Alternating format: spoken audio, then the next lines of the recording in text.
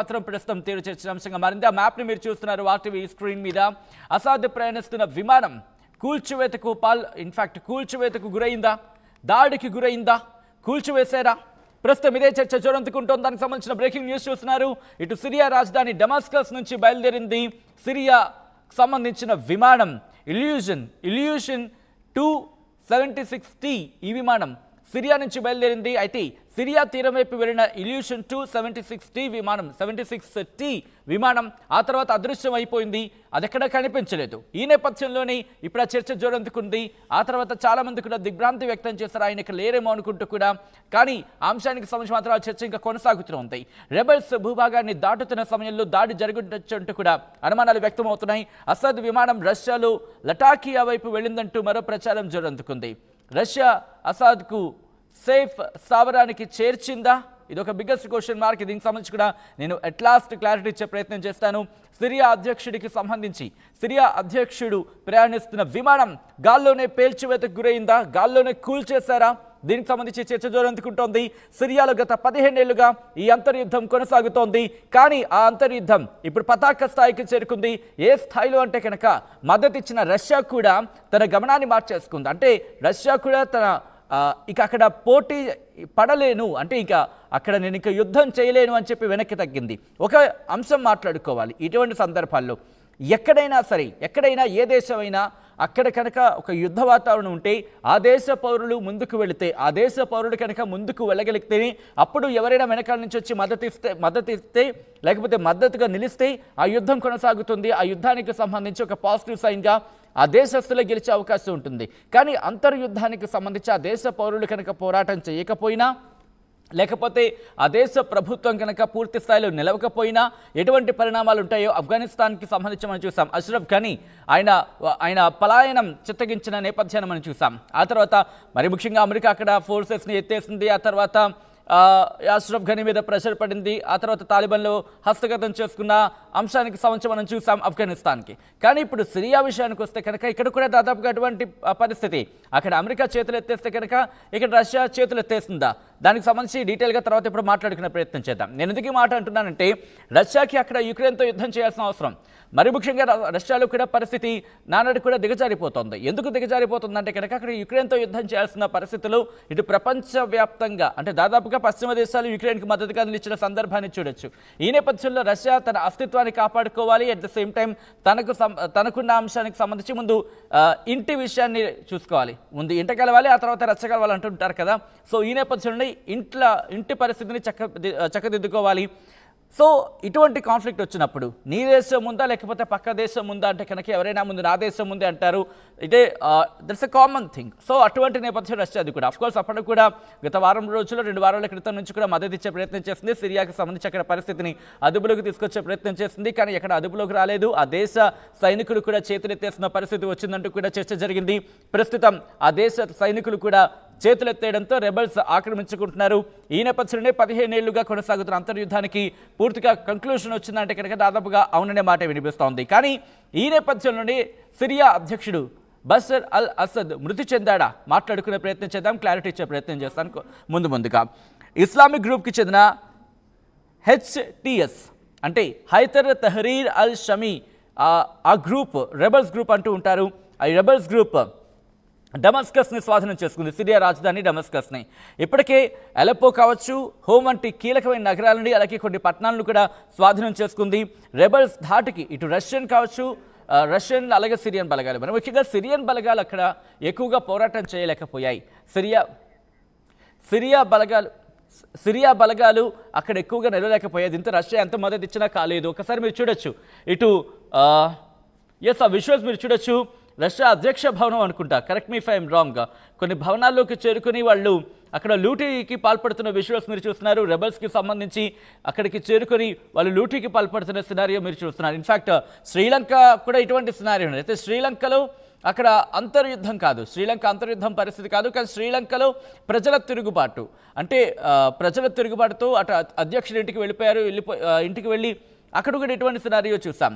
శ్రీలంకలో చూసాం, బంగ్లాదేశ్లో కూడా సందర్భం ఒకటి కాదు, కానీ పరిస్థితులు దాదాపుగా ఒకలాగే కనిపిస్తున్నాయి. సందర్భం ఒకటి కాదు, సందర్భాన్ని పోల్చడం, కానీ పరిస్థితులు చూస్తే కనుక రెండు దాదాపుగా అక్కడ లూటీ జరుగుతున్న విజువల్స్లో కంపారిజన్లో ఒకటే చెప్పుకోవచ్చు. సో ఇక్కడ నుంచి బ్యాక్ టు మళ్ళీ సిరియా ఇష్యూకి వచ్చే ప్రయత్నం చేస్తే కనుక ఇక్కడ బషర్ అల్ అసద్తో పాటు ఆయన భార్య పిల్లలు కూడా ఆయనతో పాటు వెళ్ళే ప్రయత్నం చేశారు. ఈ నేపథ్యం నుండి ఈ చర్చ జోరందుకుంది. ఆయన కూడా దేశం వదిలి పారిపోయారంటూ కూడా ముందుగా చర్చ జోరందుకుంది. కానీ ఆయన ప్రయాణిస్తున్న విమానం ఇల్యూషన్ 276T, ఆ విమానానికి సంబంధించి ఫ్లైట్ ట్రాకర్కి సంబంధించి ఫ్లైట్ 24 అంటూ కూడా ఫ్లైట్ రాడర్ 24 అనే వెబ్సైట్ ఇస్తున్న డేటా ప్రకారం దానికి సంబంధించి మీరు చూస్తున్నారు. ఒకటే చెబుతోంది, ఆయన వెళ్తున్న విమానానికి సంబంధించి ఇల్యూషన్ 276T విమానం మొదట్లో సిరియా తీర ప్రాంతానికి వెళ్ళింది. ఆ తర్వాత చూసుకుంటే కనుక అక్కడ సిచ్యువేషన్ మారింది. వెళుతున్న క్రమంలోనే ఆయన డమాస్కస్ నుంచి ప్రయాణం చేస్తున్న సందర్భంలో దాన్ని పేల్చేశారు రెబల్స్ అంటూ కూడా చర్చ జోరందుకుంది. సో ఇటువంటి సిచ్యువేషన్లోనే ఆయన ప్రయాణిస్తున్న విమానం కుప్పకూలిపోయింది, ఆయన మరణించారంటూ కూడా వార్తలు గుప్పమన్నాయి. ఆయన తప్పించుకునేందుకు ఉపయోగించిన డమాస్కస్ నుంచి వెళ్లే విమానం లటాకియాకు వెళుతోంది రష్యాలోని. ఈ నేపథ్యంలోని ఫ్లైట్ కుప్పకూలిపోయింది అంటూ కూడా మరొక ప్రచారం జరిగింది. అయితే ఫ్లైట్ radar24.com నుంచి ఆ ఓపెన్ సోర్స్ డేటా కనుక మనం గమనిస్తే తిరుగుబాటుదారు రాజు డమాస్కస్ వైపు పట్టు సాధించిన తర్వాత ఎయిర్పోర్ట్ నుంచి ఈ విమానం బయలుదేరినట్టుగా చూపించింది ఇల్యూషన్ 276T. ఈ విమానం మొదట్లో సిరియా కోస్టల్ ఏరియాలో మనకి కనిపిస్తోంది. ఆ తర్వాత ఒకసారిగా తన రూట్ చేంజ్ చేసుకుంది. హోమ్స్ సిటీ వైపు, హోమ్స్ సిటీకి సంబంధించి ఆ రాడార్ నుంచి అదృశ్యమయ్యే ముందు కొన్ని నిమిషాలు కూడా కాదు, కొద్ది సమయం వరకు అది ఆపోజిట్ డైరెక్షన్లో ట్రావెల్ చేయడం ప్రారంభించింది. ఫ్లైట్ మిస్ అయ్యే ముందు దాదాపుగా 3650 మీటర్ల నుంచి 1070 మీటర్ల వరకు కూడా పడిపోయిందంటే అర్థం చేసుకోవచ్చు అక్కడ ఎటువంటి పరిస్థితులు ఉంటాయనేది. అయితే ఇక్కడి నుంచి ఒకసారి మళ్ళీ రెబల్స్కి సంబంధించి మాట్లాడుకునే ప్రయత్నం చేద్దాం. రెబల్స్ ఆధీనంలో ఉన్న హోమ్స్ సిటీకి సంబంధించి అక్కడి నుంచి వెళ్తున్న టైంలో విమానాన్ని టార్గెట్ చేసి రెబల్స్ పేల్చేశారంటూ ఒక చర్చ జోరందుకుంటోంది. అయితే దీనిపై ఎక్కడ కూడా క్లియర్ కట్గా ఆధారాలు కావచ్చు, సాక్ష్యాలు కావచ్చు ఎక్కడ కనిపించట్లేదు, ఎక్కడ ఇన్ఫాక్ట్ లేవని చెప్పుకోవాలి. ఇప్పుడు దానికి సంబంధించి ఇన్వెస్టిగేషన్ కూడా జరుగుతుందనేది సోషల్ మీడియాలో ప్రచారం జరుగుతోంది. ఈ నేపథ్యంలో ఒకసారి ఆ ఫ్లైట్కి సంబంధించి కూడా నేను మీకు చూపించే ప్రయత్నం చేస్తాను. విమాన మార్గంలో ఒక్కసారిగా ఆ డైరెక్షన్స్లో చేంజ్ రావడం అనేది ఇక్కడ ఆసక్తికరంగా మారింది. అయితే పాత ట్రాన్స్పాండర్లు జీపీఎస్కి అదిగో ఆయన ప్రయాణించిన విజువల్స్కి సంబంధించి మీరు చూడొచ్చు.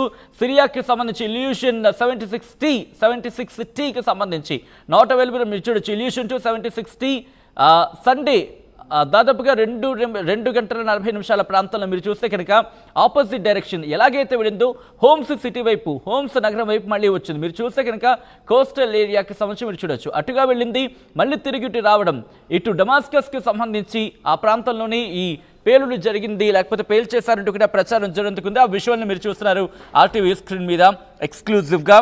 అసద్ మరణించే అవకాశాలు ఎక్కువగా ఉన్నాయంటూ కూడా సిరియన్ వర్గాలు అయితే మాత్రం చెప్పడం జరుగుతోంది.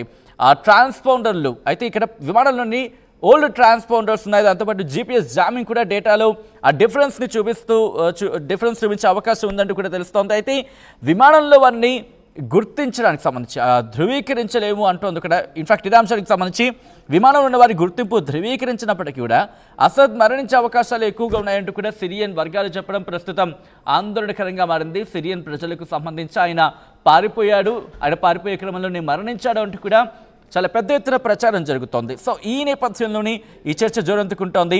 రష్యా ఈ అంశానికి సంబంధించి క్లారిటీ ఇచ్చింది. ఆ క్లారిటీ ఏమిచ్చింది అనేది కూడా నేను ముందు చెప్పే ప్రయత్నం చేస్తాను. ప్రస్తుతానికైతే మాత్రం ఈ వార్త చక్కర్లు కొడుతోంది.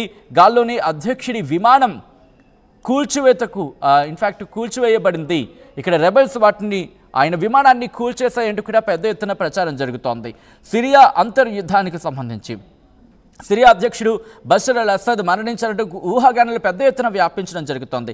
దానికి కారణం కూడా ఆయన విమానం రాడార్ నుంచి ఒక్కసారిగా మాయమైపోవడం. దీంతో ఆ దేశం నుంచి పారిపోతుండగా ఆ విమానాన్ని రెబల్స్ పేల్చేశారు, కూల్చేశారంటూ కూడా అనుమానాలు వ్యక్తమయ్యాయి. మరీ ముఖ్యంగా డమాస్కస్కి సంబంధించి సిరియా అధ్యక్షుడు బషర్ అల్ అసద్ మరణించినట్లు ఊహాగానాలు పెద్ద ఎత్తున ఉన్నాయి. ఆ దేశం నుంచి పారిపోతుండగా విమానాన్ని కూల్చేయడం జరిగిందంటూ కూడా ఆరోపణలు కావచ్చు, అనుమానాలు వ్యక్తమవుతున్నాయి. సిరియా రాజధాని డమాస్కస్ను రెబల్ ఫోర్సెస్ స్వాధీనం చేసుకున్న తరుణంలో ఈ ఘటన జరిగింది. అయితే ఆదివారం డమస్కస్ ఎయిర్పోర్ట్ నుంచి సిరియన్ ఎయిర్ విమానం అయితే బయలుదేరింది. దాంట్లో అధ్యక్షుడు బషర్ అల్ అసద్ ఆ విమానంలో పారిపోయారంటూ పెద్ద ఎత్తున చర్చ జరుగుతోంది. సిరియన్ ఎయిర్లైన్స్కి సంబంధించి ఇల్యూషన్ 276T తొలుత సిరియా కోస్టల్ ఏరియా వైపు వెళ్ళింది. ఆన్లైన్ ఫ్లైట్ ట్రాకర్ మీరు చూస్తే కనుక ఆన్లైన్ ఫ్లైట్ ట్రాకర్ 24T మీరు 24 ఫ్లైట్ రాడర్ 24కి సంబంధించి మీరు చూడొచ్చు. హోమ్ సిటీ నుంచి వెళ్తోంది. ఆ తర్వాత మళ్ళీ అలా ముందుకు వెళ్ళిన తర్వాత అక్కడికి వెళ్ళి మళ్ళీ బ్లూ లైన్ మీరు చూసారు, తర్వాత స్కై బ్లూ లైన్కి సంబంధించి ఆ తర్వాత మళ్ళీ డైరెక్షన్ మార్చుకొని హోమ్ సిటీ వైపే వచ్చింది. ఎందుకు వచ్చింది, ఎవరు ఏం చేశారనేది ఇక్కడ ఆసక్తికరంగా మారుతోంది. అయితే 3650 మీటర్ల ఎత్తు నుంచి 1070 మీటర్ల ఎత్తుకి ఆ విమానం పడిపోవడం ఫ్లైట్ డేటా సూచించడం ప్రస్తుతం ఆందోళనకరంగా మారింది. మీరు అక్కడ ఆ డేటాకి సంబంధించి కూడా మీరు చూడొచ్చు. సండే టైం ఇల్యూషన్ 276Tకి సంబంధించి సిరియన్ ఎయిర్లైన్స్కి సంబంధించి మీరు చూస్తున్నారు. ప్రస్తుతం ఆందోళనకరంగా మారింది ఆ అంశం. ఈ నేపథ్యంలో విమానాన్ని రెబల్స్ కూల్చేసి ఉంటారంటూ కూడా అనుమానాలు వ్యక్తమవుతున్నాయి. ఆ ప్రాంతంలో ఆ ప్రాంతంలో కూలిపోయి ఉండొచ్చు అంటూ కూడా అనుమానాలు అయితే వ్యక్తమయ్యాయి. అయితే ఈ విమాన ప్రమాదంలోని బషర్ అల్ అసద్ మరణించినట్లుగా దాదాపుగా సోషల్ మీడియాలో పెద్ద ఎత్తున చర్చ జరిగింది. ఆయన మరణించి ఉంటారు, ఎందుకంటే ఒకవేళ ఆయన కనుక బతుకుంటుంటే ఇప్పటికీ ఏదో ఒక రియాక్షన్ వచ్చి ఉండేది, అందుకే ఆయన ఇప్పుడు రియాక్షన్ రాలేదు, ఆయన మరణించి ఉంటారంటూ కూడా పెద్ద ఎత్తున చర్చ అయితే మాత్రం ప్రారంభమైంది. సో ఇప్పుడు ఇటువంటి తరుణంలో ఆయన మరణించి ఉంటారు అంటూ కూడా సిరియన్ వర్గాలకు సంబంధించి కూడా అనుమానాలు వ్యక్తం చేసిన నేపథ్యంలో ఇక్కడ ఇంట్రెస్టింగ్గా రష్యా రంగంలోకి దిగింది. ఇన్నాళ్ళు రష్యా బలగాన్ని అందించింది. సిరియాలో అంతర్యుద్ధం ప్రారంభమైన తర్వాత మరి ముఖ్యంగా ఇక్కడ రెబల్స్ సిరియా బలగాలతో పోరాటం చేయడం కావచ్చు, ఒక్కొక్క నగరాన్ని స్వాధీనం చేసుకుంటున్న సందర్భంలో ఇంకొంచెం ముందుకు వెళతామంటూ బలంగా ముందుకు వెళ్లే క్రమంలో ఇక్కడ డమాస్కస్ను కూడా స్వాధీనం చేసుకుంటున్న క్రమంలో తప్పించుకునే ప్రాంతంలో అంటే అధ్యక్షుడు తప్పించుకునే సమయంలో అధ్యక్షుడు తప్పించుకునే ప్రయత్నం చేస్తున్నాడు, ఆయన ఫ్లైట్లో వెళ్తున్నాడు. అదే క్రమంలో డమస్కస్ నగరాన్ని స్వాధీనం చేసుకున్నాయి రెబల్స్ బలగాలు. ఈ నేపథ్యంలోనే ఆయన వెళ్తున్న ఫ్లైట్ని గుర్తించి దాని మీద దాడికి పాల్పడ్డాయి. దాడికి పాల్పడిన ఘటనలోని ఆ ఫ్లైట్ కుప్పకూలిపోయింది. ఈ నేపథ్యంలోనే అధ్యక్షుడు బషర్ అల్ అసద్ మృతి చెందారు అంటూ కూడా పెద్ద ఎత్తున చర్చ జరుగుతోంది. గత కొద్ది గంటలుగా ఇదే చర్చ సోషల్ మీడియాలో జోరందుకుంది. ఎందుకు జోరందుకుంది అంటే కనుక దీని తర్వాత ఎవరు కూడా క్లారిటీ ఇవ్వలేదు. ఇటు సిరియన్ వర్గాలు కావచ్చు అనుమానాలు వ్యక్తం చేయడం జరిగింది. వాళ్ళు ధృవీకరించలేదు, అలా అని చెప్పి కొట్టి పారేయలేదు. వాళ్ళు అక్కడ అనుమానాలు వ్యక్తం చేయడం ఈ అనుమానానికి మరింత బలం చేకూర్చినట్టు అయింది. ఈ కమింగ్ టు రష్యాకి సంబంధించి కూడా ఎక్కడ కూడా క్లారిటీ ఇవ్వలేదు ఈ కొద్ది గంటలుగా. కానీ ఇంట్రెస్టింగ్ గా ఇప్పుడు అందుతున్న లేటెస్ట్ అప్డేట్, రష్యా దీని మీద రియాక్ట్ అయింది. ఆయన సేఫ్ గా ఉన్నాడంటూ కూడా చెప్పడం ప్రస్తుతం ఈ ఉత్కంఠకు తెరపడిందని చెప్పుకోవాలి. ఆయన రష్యాకు సంబంధించి అసాద్కు ఇన్ఫాక్ట్ అసాద్ సేఫ్ స్థావరంలో ఉన్నాడంటూ సమాచారం ఉందంటూ రష్యా చెప్పడం ప్రస్తుతం దీనికి సంబంధించి పూర్తిగా కంక్లూజన్కి వచ్చినట్టు భావించవచ్చు. అయితే దీని మీద ఆయన బయటకు వచ్చి మాట్లాడితే తప్ప క్లారిటీ వస్తుందా అంటే బిగ్గెస్ట్ క్వశ్చన్ మార్క్. రష్యా మాత్రం ఒకటే చెబుతోంది, అసాద్ సేఫ్గానే ఉన్నాడు, అసాద్ సేఫ్ స్థావరానికి చేరుకున్నాడు అంటూ కూడా సమాచారం అందిందంటూ కూడా రష్యా చెప్పడం ఇప్పుడు ఆసక్తికరంగా మారింది. కొద్ది రోజులుగా ఇన్ఫాక్ట్ కొద్ది గంటలుగా ఇటు అసాద్ రష్యా వెళ్ళాడు, లేకపోతే ఇంకొక చోటుకి వెళ్ళిపోయాడు, కొన్ని సందర్భాలు ఇరాన్కి వెళ్ళాడంటూ కూడా చర్చ జరిగింది. దాంతోపాటు రష్యాకి వెళ్ళాడంటూ ఇంకొక చర్చ. కానీ ఆయన ఎక్కడికి పలాయనం చిత్తగించాడు, ఎక్కడికి పారిపోయాడు, ఎందుకు నేను ఇక్కడ పారిపోయాడు అనే మాట ఇక్కడ అంటున్నానంటే కనుక ఆఫ్ఘనిస్తాన్లో అష్రఫ్ ఘనీకి సంబంధించి ఎటువంటి సినారియో మనం చూస్తున్నామో అదే పరిస్థితి ఇక్కడ సిరియాలో ఉంది. మీకేమనిపిస్తోంది ఈ వరుస ఘటనలు అటు ఆఫ్ఘనిస్తాన్ కావచ్చు లేకపోతే సిరియా కావచ్చు? ఇప్పుడు సిరియాలో దాదాపుగా 15 నుంచి 20 ఏళ్ళు అనుకోవచ్చా ఈ అంతర్యుద్ధానికి సంబంధించి? బహుశా మనం క్యాలిక్యులేషన్ వేసుకుంటే కనుక దాదాపుగా అంతే ఉంటుందని చెప్పుకోవాలి. ఇప్పుడు రెబల్స్ స్వాధీనం చేసుకున్నారు. ఇక్కడ ఎలా ఉండబోతుంది పరిస్థితి? మరి ముఖ్యంగా బషర్ అల్ అసద్ పలాయనం చిత్తగించిన సిచ్యువేషన్ మీరు చూస్తున్నారు. మీకేమనిపిస్తుంది అనేది కింద కామెంట్ బాక్స్లో మెన్షన్ చేయండి.